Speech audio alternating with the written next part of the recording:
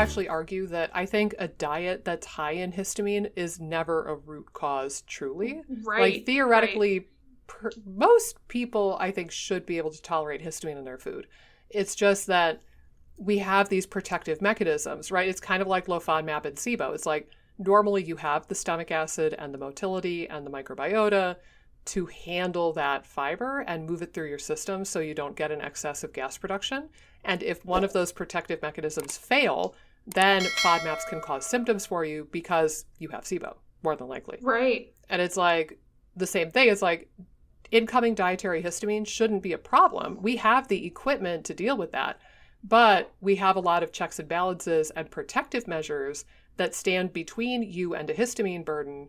So it's like, where is that protective mechanism failing you? Or are there multiple? Is it that, and this one's really fascinating, but frankly, we don't know a ton about it. We know that some bacteria produce histamine, and we know some bacteria degrade it. Mm-hmm. And maybe your dysbiosis is part of that picture. Maybe you have more histamine producers and fewer degraders. I don't think we have really clear data on like what species particularly to look at on stool testing, or even if we can measure this in stool testing. But like as a general kind of thing to be aware of, we know that that's a thing. So it could be that dysbiosis is the driving factor. It could be that you have leaky gut and you can't produce the enzyme DAO that breaks down histamine, like we talked about that last time. It could be that your immune system is off its rocker and your immune system is churning out bucket loads of its own histamine and then like the little tiniest amount from the outside world, and your body just goes, I hate you all. And it's like, you've got to kind of pick through all these root causes and figure out where the stress is on your body so that you can eventually increase your tolerance. Because being on a low histamine diet for the rest of your life is probably not A, where people want to be, but B, it's not necessarily the full root cause deal. Right. Because restricting your diet at all is always going to have consequences. Mm-hmm. Now, even if you're trying to make sure that you're getting all of your vitamins and minerals and fiber and you're nutritionally replete, like variety keeps the microbiome happy and diverse. And if you whittle down your potential list of foods that you could consume by a moderate amount, I mean, you are going to get less diversity in your gut microbiota over time doing that. So you don't necessarily want to stay on a low histamine diet forever and ever, unless you have a very compelling reason, like overt mast cell disease. Then maybe I would go there. Right. But ideally, you want to increase your tolerance so that you can add back in some of the histamine foods. Right. And I think it's such a good point to, and I see this with low FODMAP too. It's like when the focus becomes about diet restriction mm-hmm. and not about sort of the root causal approaches, I think there can be a balance where like, okay, you might want to take some of these high histamine foods off the table just to kind of calm things down so you can help with the root causal issues and just kind of calm mm-hmm. symptoms down.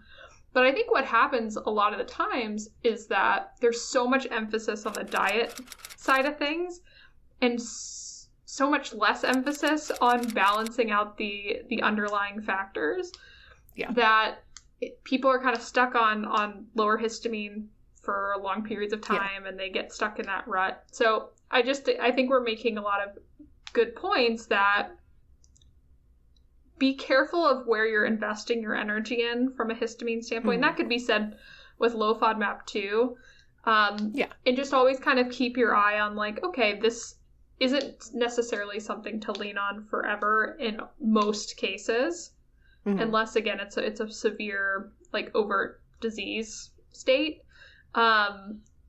So I just think it's always important to recognize if too much energy is being pulled on the diet side of things and not enough energy on actually digging deeper.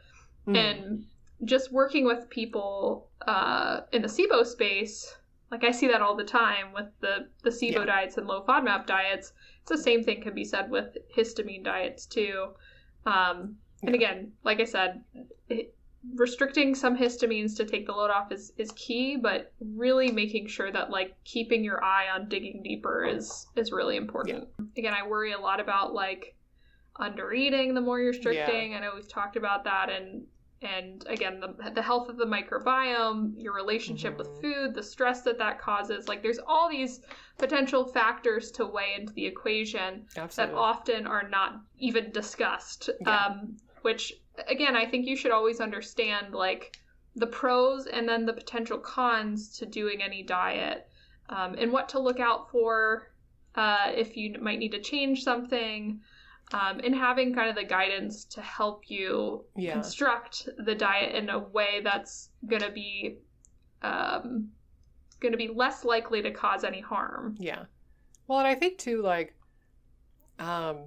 this is kind of a tangent, but I think it's relevant, is that, like, societally, we favor people who are really strict and really, like, go-getters, right? Like, balls to the wall, I'm going to do this 110%. And I think we talked about, like, you can't give 110%, first of all. It's like mathematical stupidity to say that. But our society kind of favors that, like, the kind of, like, the really strict stuff gets a lot more attention, a lot more likes and clicks and shares. Like, nutritionally is some people are like, what, histamine? Okay, done. And it's like, restrict 110%. And it's like this, you know, I can't fall off the diet. I can't fall off the wagon because that would be bad. And in some circumstances, my health coach or my nutritionist or my functional doctor would slap me on the wrist if I ate a tomato. And that would be a bad thing because I have this magical prescribed diet and I'm not allowed to have histamine. These things are off limits. They're illegal. They're bad. But it doesn't have to be this forever super strict 110%, crank it up to 11 kind of a thing. Because then you'll never know when you have tolerance again for that food.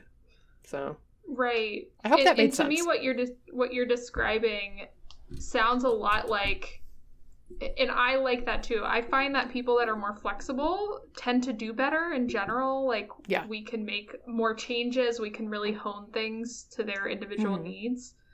But I think a lot of times what happens is that people are so out of their own bodies too, or don't have any trust in their own bodies and inability to discern what's working and what's not, that again it leads them to go all in on histamine, all in on low FODMAP, and then it's really hard to break that mindset because there's such little trust in figuring out what works for them.